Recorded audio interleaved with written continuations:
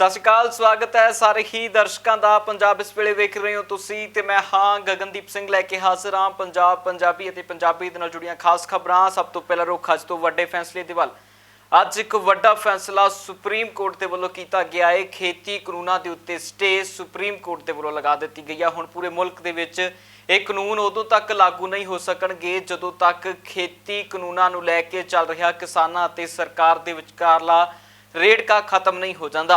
सो हुण इस रेड़के नूं मुकाउण दे लई देश की सर्वोच्च अदालत दे वल्लों भी फैसला लिया गया है ते सर्वोच्च अदालत ने एक कमेटी का गठन करन दी भी गल आखी है। दसदी है कि इस दे विच सारा दिन सुनवाई चलती रही है ते लगातार वक्खो वक्खरियां दलीलां ते सुनवाई तो बाद सुप्रीम कोर्ट दे चीफ जस्टिस दे वल्लों ਇਹ फैसला दिता गया है कि पूरे मुल्क दे विचों इन्हां कानूनां नूं स्टे कीता जांदा, भाव कि हुण इह कानून किते भी लागू नहीं हो सकणगे।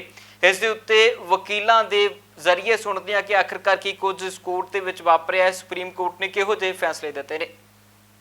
देखिए, आज honourable supreme court of India ने देश के किसानों की जीत की है, किसान संगठनों की जीत की है। ये मान लिया है कि कानून गलत है और गलत पर ही रोक लगाई जाती है। तो जब ये गलत कानून है, काला कानून है, आर्बिट्रेटरी कानून है, अनकॉन्स्टिट्यूशनल कानून है, इस पर रोक लगा दी गई है। अब रोक लगा दी है, अब कमेटी आगे गठित होगी। कमेटी कब गठित होगी ये नहीं डिसाइड है। कमेटी कहाँ मीटिंग करेगी, मेंबर्स के लिए हमने कुछ नाम सुझाए हैं। ऑनरेबल जस्टिस मार्कंडे काटजू, कुरियन जोसेफ साहब जस्टिस, ये नाम हमने सुझाए हैं और देश के सब किसान संगठन उनके अध्यक्ष उस कमेटी में शामिल हों, ग्राउंड जीरो से शामिल हों, वो लोग उसमें शामिल हों और वो अपनी बात को रखें। कमेटी में इसलिए कह रहे हैं, भरोसा नहीं, मैंने कहा फैथ में लीजिए। किसानों को सरकारों पर और कमेटी पर भरोसा नहीं है। वो भरोसा कौन पैदा करेगा? कमेटी पैदा करेगी, सरकार पैदा करेगी। सरकार अपना माने। अभी तक सरकार को ये घमंड था कि आज तक किसी ने ये नहीं कहा कि कानून गलत है। आज देश की सबसे बड़ी कॉन्स्टिट्यूशनल बॉडी सर्वोच्च न्यायालय ने कह दिया है कि ये कानून गलत है, इसलिए हम इस पर रोक लगा रहे हैं। आगे के लिए अब कमेटी गठित होगी। सुप्रीम कोर्ट ने अपनी रिस्पॉन्सिबिलिटी का निर्वाह किया है, अब आगे सरकार को करना है, सरकार आगे करेगी। सुप्रीम कोर्ट का तो धन्यवाद है कि उसने किसान की बात करी है और जो कमेटी है उस पर हमको ऐतराज़ है कि उस कमेटी से हमको कोई न्याय की उम्मीद नहीं है, क्योंकि वो कमेटी वो है कि जो 20-20 साल से मल्टीनेशनल कंपनियों के पक्ष में बात करती है, जो कमेटी खुले बाजार व्यवस्था की बात करती है, जो कमेटी एमएसपी का विरोध करती है, तो ये कमेटी में मेंबर हैं। कमेटी में तो आपके भी संगठन के नहीं, भूपेंद्र सिंह मान तो मल्टीनेशनल कंपनी का आदमी है। तो भारतीय किसान यूनियन भारतीय किसान यूनियन लिख के कोई दूसरा काम करने लगा तो मैं क्या कर सकता हूँ? इस कमेटी के सामने जाने से तो कोई फायदा है नहीं, और जो भी निर्णय होगा हमारी जो कोऑर्डिनेशन कमेटी है वो निर्णय लेगी इस पर। उधर सुप्रीम कोर्ट के फैसले तो बाद पंजाब समेत ਵੱਖ-ਵੱਖ सूबਿਆਂ ਦਾ सियासी पारा भी 7वें आसमान के उत्ते पहुंच चुका है। विरोधियों के वलों हुण भाजपा के उत्ते तंज कसे जा रहे ने ते सुप्रीम कोर्ट के फैसले का स्वागत के नाल उसकी शलाघा की जा रही है। दसदी कि इसके उत्ते बोलते हुए राजकुमार वेरका के वलों घेरिया गया भाजपा नूं ते उन्होंने कहा कि सुप्रीम कोर्ट ने एक शीशा विखाया है।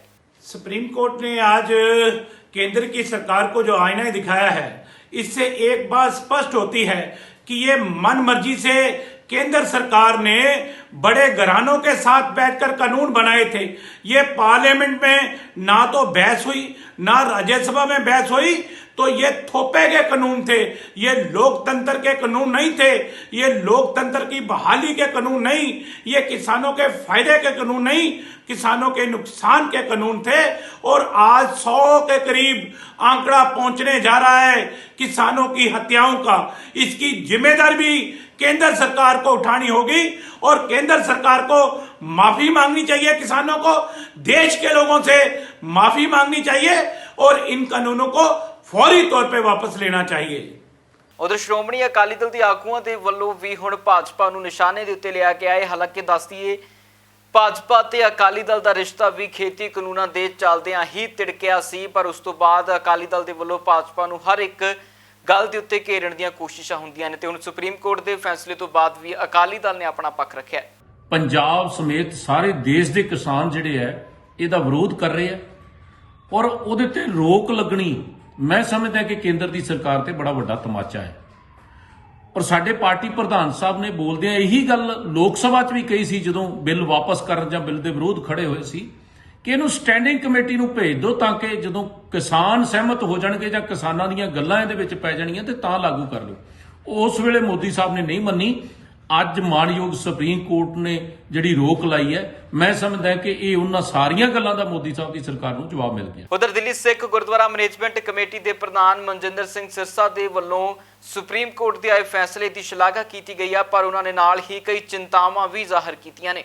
जी बिल्कुल, सुप्रीम कोर्ट ने जो आज अपने ऑर्डर में ये कहा कि इन 3 कानूनों को स्टे किया जाता है, इसका अब कोई औचित्य रह नहीं गया। हम सुप्रीम कोर्ट का सम्मान करते हैं, सबसे सर्वोच्च न्यायालय है, लेकिन क्योंकि ये कानून ऑलरेडी देश में लागू हो चुका है और किसानों के पास अब विकल्प नहीं रहा, क्योंकि कल रात को सरकार ने एफिडेविट फाइल करके ये बड़ा स्पष्ट कर दिया को इन कानूनों को किसी भी सूरत में रद्द होने नहीं देंगे। सरकार ने ये कह दिया कि इन कानूनों को रिपील नहीं करेंगे। जब सरकार ने अपनी मनचाही जाहिर कर दी, अब ये कमेटी क्या कर सकती है? इसलिए किसानों के पास अब कोई विकल्प ही नहीं बचा इस आंदोलन को आगे ले जाने के अलावा। तो हम जहां सुप्रीम कोर्ट का सम्मान करते हैं, वहां हम यह भी अपनी भावना व्यक्त करना चाहते हैं कि ये जो ऑर्डर आया है, आज की स्थिति में अब इस ऑर्डर की कोई वैल्यू नहीं रह जाती, जबकि सरकार बिल्कुल स्पष्ट कह चुकी है वो कानून रद्द नहीं करेंगे, और दूसरी तरफ ये कानून देश में पहले से लागू हो चुके हैं। रुक करते हैं अगली खबर ਦੇ ਵੱਲ। ਰਾਜਸਥਾਨ ਦੇ ਕਾਂਗਰਸੀ ਆਗੂ ਸਚਿਨ ਪਾਇਲਟ ਦੇ ਵੱਲੋਂ ਭਾਜਪਾ ਦੇ ਉੱਤੇ ਤੰਜ ਕੱਸਿਆ ਗਿਆ ਹੈ ਤੇ ਨਾਲ ਹੀ ਸੁਪਰੀਮ ਕੋਰਟ ਦੇ ਉੱਤੇ ਉਮੀਦ ਨੂੰ ਵੀ ਜ਼ਾਹਿਰ ਕੀਤਾ। ਉਹਨਾਂ ਦਾ ਕਹਿਣਾ ਹੈ ਕਿ ਸੁਪਰੀਮ ਕੋਰਟ ਦੇ ਵਿੱਚ ਫੈਸਲਾ ਹੋਣਾ ਅਤੇ ਸੁਪਰੀਮ ਕੋਰਟ ਦੇ ਵਿੱਚ ਗੱਲ ਦਾ ਪਹੁੰਚਣਾ मतलब है कि इंसाफ जल्द मिलेगा। देखिए, जो सर्वोच्च न्यायालय ने कल टिप्पणी करी है और आज संभवतः उनका आदेश भी आएगा, ये बहुत महत्वपूर्ण है। ये इस बात को दर्शाता है कि जिस बात को हम 2 महीने से कह रहे थे, जिस बात को किसान संगठन, हजारों लाखों किसान, पॉलिटिकल पार्टियां, गैर सरकारी संस्थाएं जिस बात पर जोर दे रही थी कि ये कानून बहुत जल्दबाजी में, बहुत ज़बरदस्ती से और बहुत ही नकारात्मक परिणाम देने वाले कानून हैं, इसका एक तरह से पुष्टिकरण सुप्रीम कोर्ट ने किया है। और इतना विरोध होने के बाद, गतिरोध होने के बाद सरकार ने जो रवैया अपनाया, किसानों को इस ठंड के मौसम में बार बार वार्ता के लिए बुलाया, उनकी बात सुनने से मना कर दिया, जो जिद का उन्होंने प्रदर्शन किया, कहीं ना कहीं उसको ठीक करने का काम न्यायालय ने किया है। हमें इंतज़ार करना पड़ेगा कि अंतिम निर्णय क्या आएगा सुप्रीम कोर्ट का। लेकिन जो किसान मांग कर रहे, जो बात को हम बोल रहे थे कि ये आत्मघाती हैं तीनों कानून, इसको वापस लेना पड़ेगा। और सुप्रीम कोर्ट ने जो कल टिप्पणी की है उसमें स्पष्ट कर दिया है कि जो सरकार का रवैया था, उनका काम करने का तरीका था, उनकी जो सोच थी, बिना चर्चा के, बिना संवाद के ज़बरदस्ती संसद में जो बिल पारित कराए थे, उस पर एक तरह से उन्होंने रोक लगाने का एक तरह से काम किया है। उसका सभी स्वागत करें, लेकिन हमें देखना पड़ेगा कि अंत में सरकार का क्या रुख रहता है इस निर्णय के बाद। ਇੱਕ ਪਾਸੇ ਜਿੱਥੇ ਖੇਤੀ ਕਾਨੂੰਨਾਂ ਦਾ ਰੇੜਕਾ ਹੁਣ ਦੇਸ਼ ਦੀ ਸਰਵਉੱਚ ਅਦਾਲਤ ਦੇ ਵਿੱਚ ਪਹੁੰਚ ਚੁੱਕਿਆ, ਉਧਰ ਦੂਜੇ ਪਾਸੇ ਭਾਜਪਾ ਦੇ ਕਈ ਆਗੂ ਹਜੇ ਵੀ ਖੇਤੀ ਕਾਨੂੰਨਾਂ ਦੇ ਲੈ ਕੇ ਚੱਲ ਰਹੇ ਅੰਦੋਲਨ ਨੂੰ ਲੈ ਕੇ ਵਿਵਾਦਤ ਟਿੱਪਣੀਆਂ ਕਰ ਰਹੇ ਨੇ। ਇੱਕ ਹੋਰ ਭਾਜਪਾ ਆਗੂ ਨੇ ਝਾਂਸੀ ਦੇ ਵਿੱਚੋਂ ਇੱਕ ਵਿਵਾਦਤ ਬਿਆਨ ਦਿੱਤਾ, ਜਿਸ ਦੇ ਵਿੱਚ ਉਹਨਾਂ ਨੇ ਖੇਤੀ ਕਾਨੂੰਨਾਂ ਨੂੰ ਚੱਲਦਿਆਂ ਲੈ ਕੇ ਅੰਦੋਲਨ ਦੇ ਉੱਤੇ ਬੈਠੇ ਕਿਸਾਨਾਂ ਨੂੰ ਪੈਸੇ ਲੈ ਕੇ ਬੈਠੇ ਕਰਾਰ ਤੱਕ ਦਿੱਤਾ। ਉਹਨਾਂ ਦਾ ਕਹਿਣਾ ਹੈ ਕਿ ਕਿਸਾਨਾਂ ਦੇ ਅਸਲੀ ਪੁੱਤ ਖੇਤਾਂ ਦੇ ਵਿੱਚ ਨੇ। ਕੀ ਕੁਝ ਕਹਿ ਰਹੇ ਭਾਜਪਾ ਦਾ ਆਗੂ, ਸੁਣਦੇ ਹਾਂ। क्या हमारी सरकार 4 साल रहने वाली है। ये जो बैठे हुए हैं, आप सब जानते हैं कि शाहीन बाग की तरह बैठे हुए किराए के टट्टू है। मैं कह रहा हूँ वो किराए के टट्टू बैठे हैं, जो डेली बेसिस पे बैठे हैं, वो कोई किसान नहीं बैठे। किसान का बेटा अपने गांव में खेती कर रहा है, नकारे के साथ कह रहा है। कोई देखिए, शाहीन बाग जैसे धरना है मित्रों, पत्रकार बंधुओं, ये किसान नहीं है। मैं कह रहा हूँ कि आप उनसे जाके जब पूछेंगे, किसान अपने खेत में, खलिहान में काम कर रहा, उसको फुर्सत है ही नहीं, वो अपना काम कर रहा। मोदी जी ने ना हटाने के लिए, ना कहना, जब हम जो बिल लाए हैं, हम उसको किसी तरह समाप्त नहीं करने वाले, मंडी किसी तरह समाप्त नहीं होने वाली।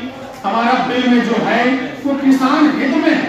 और गाँव में मैं जाता हूँ गाँव में और पूछता हूँ तो आज किसान पूरी तरह से उस बिल के कारण प्रसन्न है।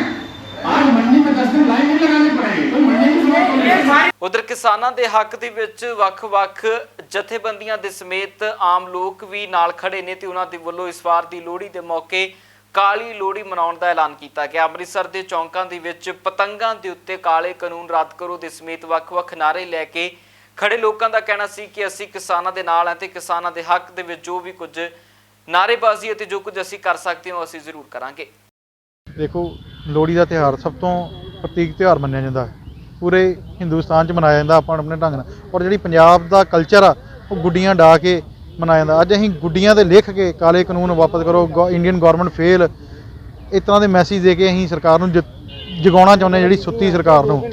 ਔਰ ਜੋ ਤੁਸੀਂ ਦੇਖ ਰਹੇ ਹੋ ਰੋਜ਼ ਦੀ 1-2 ਰੇਸ਼ੋ ਜਿਹੜੀ ਡੈਥਸ ਹੋ ਰਹੀਆਂ ਉਹਨਾਂ ਨੂੰ ਵੀ ਅਸੀਂ ਕਹਿੰਦੇ ਕਿ ਹੁਣ ਤੇ ਜਾਗ ਜਾਓ, ਕਦੋਂ ਜਾਗੋਗੇ। ਹੁਣ ਸਾਰੇ ਤਿਉਹਾਰ ਜਿਹੜੇ ਵੀ ਆ ਅਸੀਂ ਕਿਸਾਨਾਂ ਦੇ ਨਾਲ ਰਿਲੇਟਿਵ ਮਨਾ ਰਹੇ ਹਾਂ।